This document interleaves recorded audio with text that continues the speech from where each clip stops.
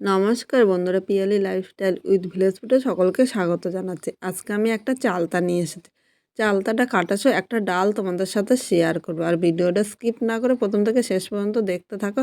অনেকে চালতা আনলে কাটতে পারে না, আমি খুব সহজেই তোমাদের চালতাটা কেটে দেখাবো। আর একবার দেখলে কিন্তু তোমরাও খুব সহজে কাটতে পারবে। চলো তাহলে আমি কিভাবে করলাম দেখে নেওয়া যাক।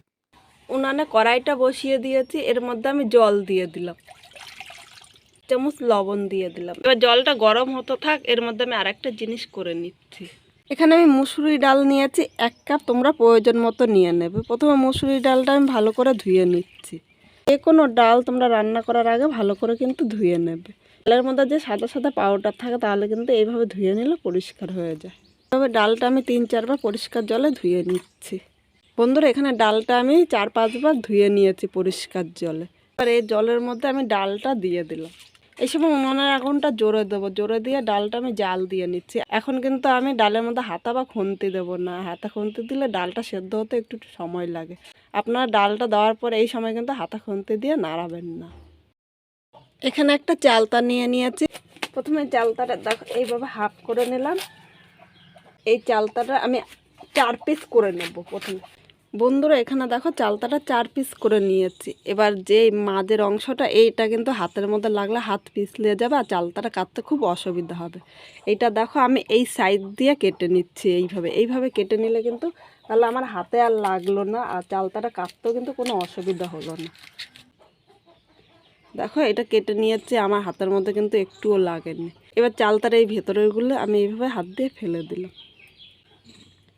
সব কটা চালতা আমি আগে এইভাবে পরিষ্কার করে নিচ্ছি।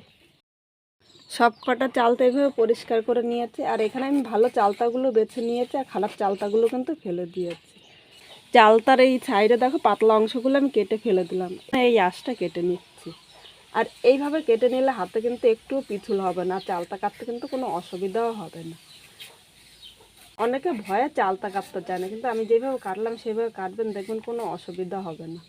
বন্ধুরা, চালতাটা পিছন দিয়ে ভালো করে পরিষ্কার করে নিয়েছি। এবার এরকম করে ছোট করে নিলাম। আগে আমি এটা কেটে নিচ্ছি, তারপরে ভিতরে কীভাবে পরিষ্কার করছি সেটাও তোমাদের দেখাচ্ছি। এবার চালতার এই ভেতরের ইটা আমি এইভাবে বটির মধ্যে দিয়ে দেখো এরকম টানলেই কিন্তু চলে আসছে। দেখাচ্ছে?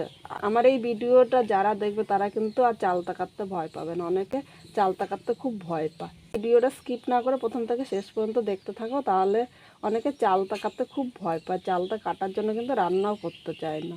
এইভাবে চালতাটা কাটলে কিন্তু হাত দিয়ে দেখো একটুও পিছল হয়ে যাচ্ছে না, সহজেই কিন্তু কেটে নিতে পারছি। এখানে আমি সব চালতাগুলো ভালো করে কেটে নিয়েছি।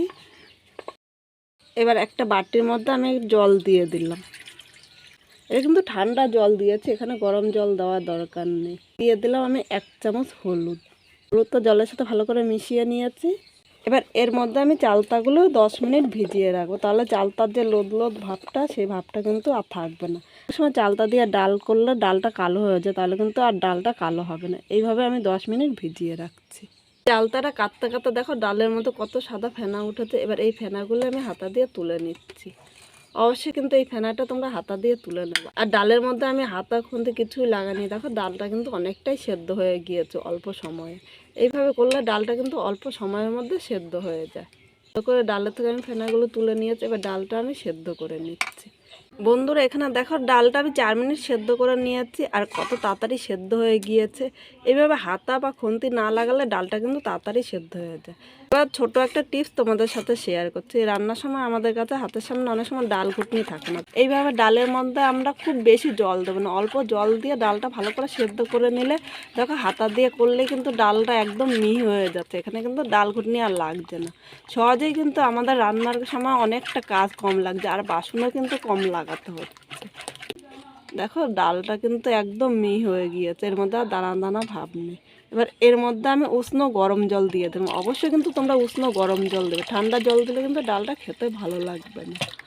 এর সাথে সব কিছু নেড়ে চেড়ে মিশিয়ে আমি ডালটা এবার ফুটিয়ে নিচ্ছি। বন্ধুরা দেখো এখানে ডালটা ফুটে উঠেছে, আর এখানে আমি চালতাটা হলুদ জল থেকে ভালো জলে ধুয়ে নিয়েছি। চালতাগুলো এবার ডালের মধ্যে আমি দিয়ে দিলাম।